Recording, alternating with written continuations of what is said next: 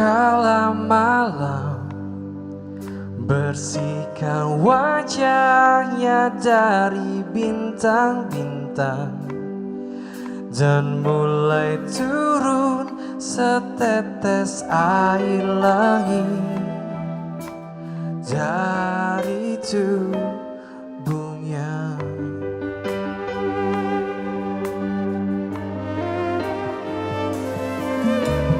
Tanpa sadar nikmatnya alam karena kuasamu yang takkan habis sampai di akhir waktu.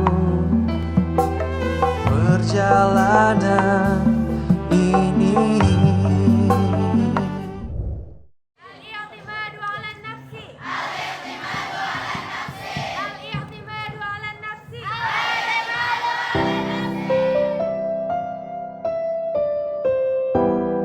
Di balik lembaran kitab kuning yang tebal, tersimpan lebih dari sekedar ilmu agama.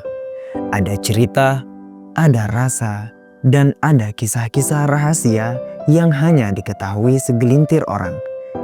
Ini bukan sekedar tentang santri yang sibuk menghafal, tapi juga tentang hati yang diam-diam bergetar.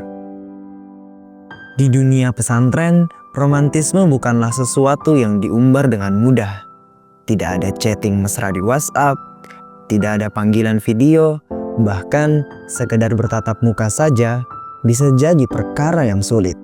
Tapi kalau hati sudah terlanjur terpaut, santri pun punya caranya sendiri. Salah satunya surat cinta di balik kitab kuning. Bayangkan ini, seorang santri putra menulis sepucuk surat di secari kertas kecil.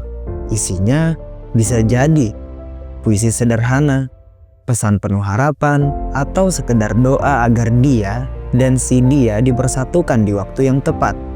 Surat itu kemudian diselipkan rapi di dalam kitab kuning, menunggu takdir untuk mempertemukan dengan pemilik hati yang dituju. Lalu bagaimana surat itu sampai ke santri putri? Nah, disinilah letak keahlian kurir pesantren. Biasanya ada teman dekat atau kadang bahkan santri yang tidak sengaja menemukan surat itu dan merasa bertanggung jawab untuk meneruskannya. Tapi namanya juga pesan rahasia, selalu ada resiko ketahuan. Apa jadinya kalau surat cinta ini justru ditemukan oleh ustadz atau kiai? Wah, siap-siap dapat wejangan panjang atau hukuman hafalan tambahan. Banyak kisah santri yang ketahuan menyelipkan surat, akhirnya harus menghadapi sidang mahkamah ustadz.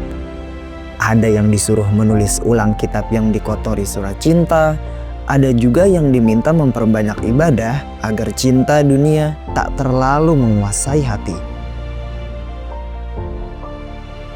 Namun, di antara kisah surat cinta yang berakhir dengan gelak tawa dan teguran, ada juga yang justru menjadi jalan menuju kebahagiaan. Pernah ada kisah cinta tentang dua santri yang saling bertukar surat secara diam-diam. Bertahun-tahun berlalu, keduanya akhirnya lulus, kembali ke rumah masing-masing dan tak lagi berkomunikasi. Tapi siapa sangka, setelah bertahun-tahun mereka dipertemukan lagi. Bukan lewat surat, tapi dalam satu majelis pernikahan. Iya, mereka akhirnya menikah.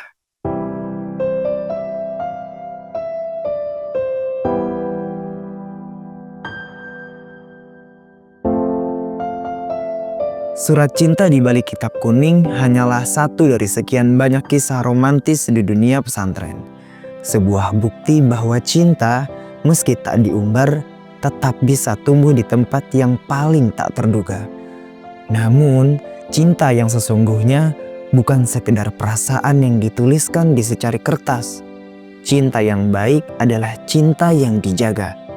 Cinta yang tidak membuat lalai dari ilmu dan yang selalu disertai doa. Karena sejatinya, jika dua hati memang ditakdirkan bersama, mereka tidak butuh surat untuk saling menemukan. Mereka akan dipertemukan di waktu yang tepat dengan cara yang lebih indah dan bermartabat.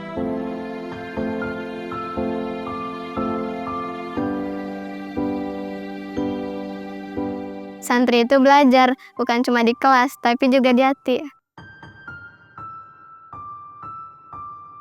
Terima kasihku padamu Tuhanku, tak mungkin dapat terlukis oleh kata-kata, hanya dirimu yang tahu besar rasa cintaku padamu.